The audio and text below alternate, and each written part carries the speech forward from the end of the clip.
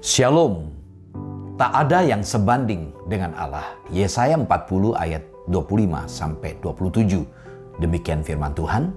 Dengan siapa hendak kamu samakan aku, seakan-akan aku seperti Dia? Firman yang Maha Kudus.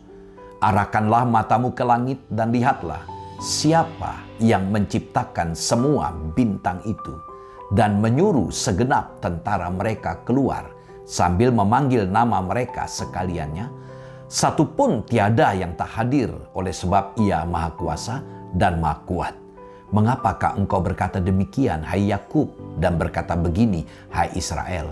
Hidupku tersembunyi dari Tuhan dan hakku tidak diperhatikan Allahku. Amin. Saudara, Allah tidak dapat dibandingkan dengan apapun. Dia adalah Allah pencipta langit dan bumi. Benda-benda di langit adalah ciptaannya dalam ayat 26, Yesaya 40 ayat 26. Segala sesuatu yang ada di alam ini adalah ciptaannya, termasuk bangsa-bangsa besar seperti Babel. Nah, bangsa Israel boleh merasa jeri dengan negara adik kuasa seperti Babel. Tapi di mata Allah, Babel tak lebih daripada setetes air dalam timba atau sebutir debu pada neraca.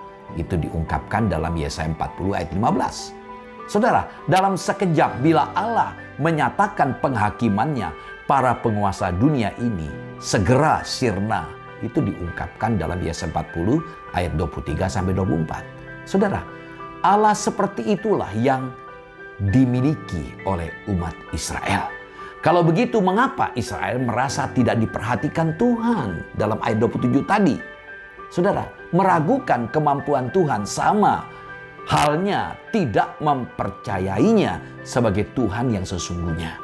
Secara teori, Yehuda percaya bahwa Allah Yahweh adalah Tuhan. Tapi dalam penerapannya, aplikasinya, mereka ragu-ragu bahwa Allah itu sungguh-sungguh hidup dan mendengarkan mereka.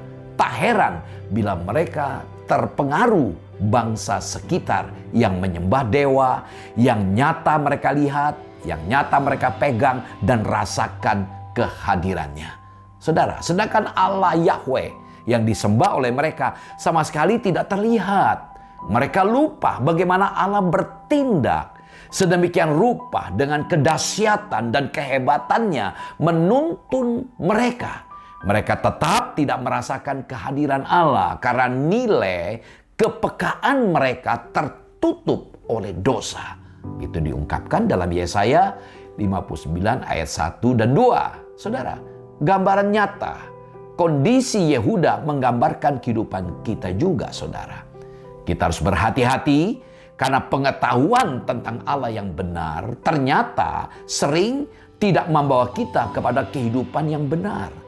Tahu bahwa tidak boleh menyembah ilah-ilah lain atau dewa, tetapi realitanya, kenyataannya banyak ilah-ilah lain yang tanpa kita sadari menjadi sesembahan kita. Saudara, perhatikan tahu dan dengar.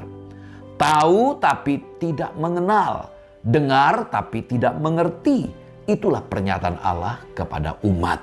Saudara, penyataan kehadiran Allah begitu konkret, begitu nyata, namun sederhana, yaitu melalui ciptaan dan firman-Nya.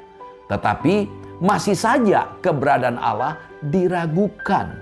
Kita lebih bergantung kepada kecukupan materi ketimbang kita berserah kepada Allah. Lebih mengandalkan kekhawatiran dan hikmat manusia ketimbang mengandalkan Allah. Meskipun Allah berkali-kali telah Allah tegaskan bahwa Tuhan ialah Allah yang kekal, yang menciptakan bumi dari ujung ke ujung.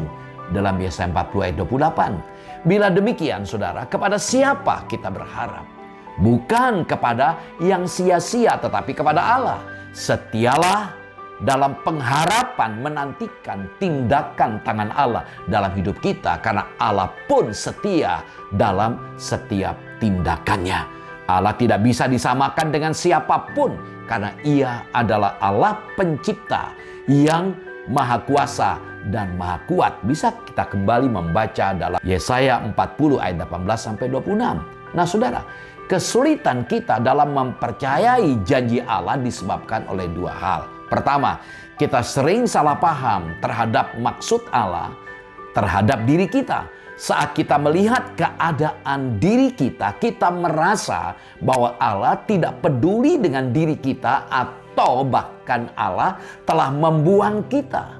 Nah, untuk bisa mempercayai janji Allah, kita harus meyakini bahwa Allah selalu memiliki maksud yang baik terhadap anak-anaknya, termasuk melalui penderitaan yang kita alami. Itu bisa dibandingkan dengan Yeremia 29 ayat 18 dan Roma pasal 8 ayat 28. Kita tahu sekarang Allah turut bekerja dalam segala sesuatu untuk mendatangkan kebaikan bagi setiap kita yang mengasihi yang terpanggil. Nah saudara, yang kedua, kita sering menyamakan Allah dengan manusia yang terbatas atau dengan berhala yang tidak bisa berbuat apa-apa.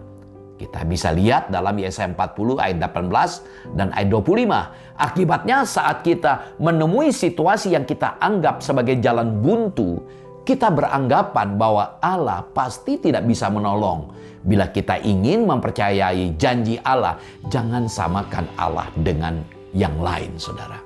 Siapakah dirinya dengan memberikan gambaran tentang kemahabesarannya sehingga bangsa-bangsa seperti tidak ada di hadapannya. Bukan itu saja, Tuhan bertata di atas bulatan bumi dan membentangkan langit.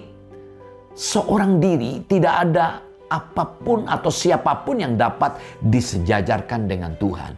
Allah mengatakan semua ini agar iman umat Tuhan dibangkitkan. Tuhan itu kekal, artinya tidak berubah dan tidak pernah menjadi lelah. Ia selalu memberikan kekuatan kepada umatnya.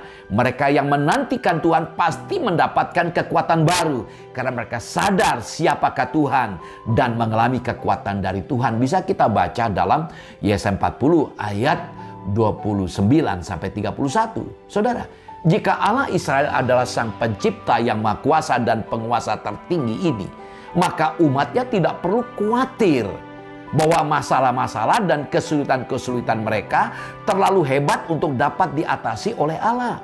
Atau bahwa Dia tidak mampu menghukum para penindas mereka yang tidak adil. Meskipun pembuangan Israel selama bertahun-tahun memberikan kesan seperti itu, saudara. Kuasa Tuhan untuk menyelamatkan dan menuntut balas bagi mereka tidak pernah dapat hilang karena kelelahan ataupun lesu. Hikmatnya dalam mengatur urusan manusia sungguh di luar pengertian mereka. Kepada anak-anaknya yang kurang stamina maupun kekuatan, Dia memberikan secara limpah semua yang mereka perlukan untuk terus bertumbuh dan mencapai kemajuan rohani.